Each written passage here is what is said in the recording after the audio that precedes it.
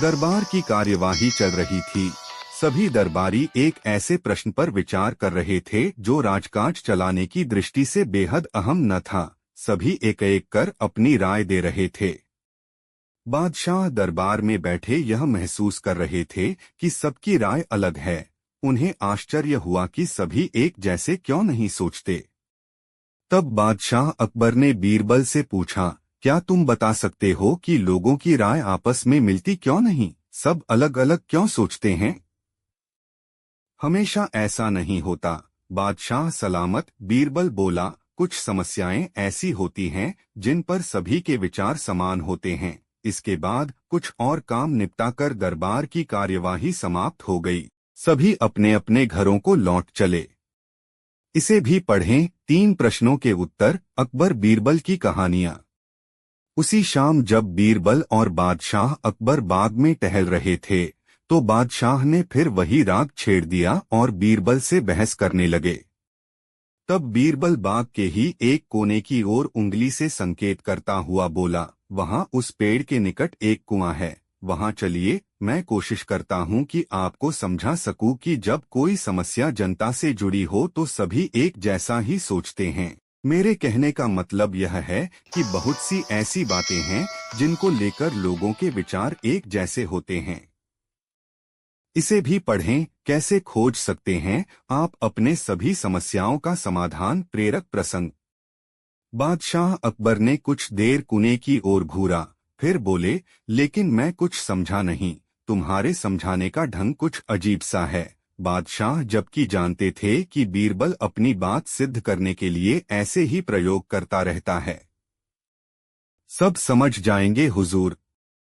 बीरबल बोला, आप शाही फरमान जारी कराएं कि नगर के हर घर से एक लोटा दूध लाकर बाग में स्थित इस कुएं में डाला जाए। दिन पूर्णमासी का होगा। हमारा नगर बहुत बड़ा है। यदि हर घर से एक लोटा दूध इस कुएं में पड़ेगा तो यह दूध से भर जाएगा। बीरबल की यह बात सुन बादशाह अकबर ठहाका लगाकर हंस पड़े। फिर भी उन्होंने बीरबल के कहेनुसार फरमान जारी कर दिया। इसे भी पढ़ें, ताली एक हाथ से नहीं बजती। गौतम बुद्ध से जुड़ा प्रेरक प्रसंग। शहर भर में मुनादी करवा दी गई कि आने वाली पूर्णमासी के दिन हर घर से एक लोटा दूध लाकर शाही बाग के कुएं में डाला जाए। जो ऐसा नहीं करेगा उसे सजा मिलेगी।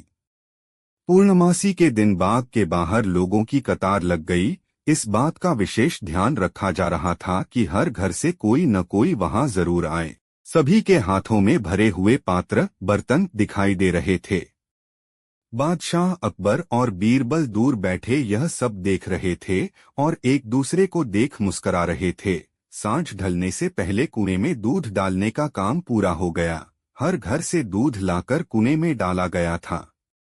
जब सभी वहां से चले गए तो बादशाह अकबर व बीरबल ने कुएं के निकट जाकर अंदर झांका। कुआं मुंडेर तक भरा हुआ था, लेकिन यह देख बादशाह अकबर को बेहद हैरानी हुई कि कुएं में दूध नहीं, पानी भरा हुआ था। दूध का तो कहीं नामो निशान तक न था।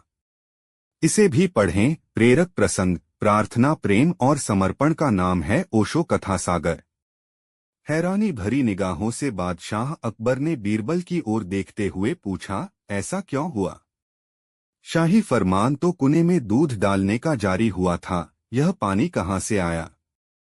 लोगों ने दूध क्यों नहीं डाला? बीरबल एक जोरदार ठहाका लगाता हुआ बोला, यही तो मैं सिद्ध करना चाहता था हुजूर। मैंने कहा था आपसे कि बहुत सी ऐसी बातें होती हैं जिस पर लोग एक जैसा सोचते हैं, और यह भी एक ऐसा ही मौका था। लोग कीमती दूध बर्बाद करने को तैयार न थे। वे जानते थे कि कुएं में दूध डालना व्यर्थ है, इससे उन्हें कुछ मिलने वाला नहीं था। अकबर बीरबल की संपूर्ण कहानियों को पढ़ें।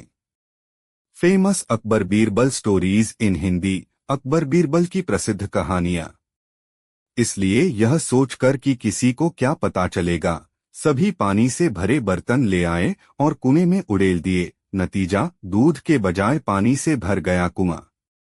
बीरबल की यह चतुराई देख बादशाह अकबर ने उसकी पीठ थपथ पाई।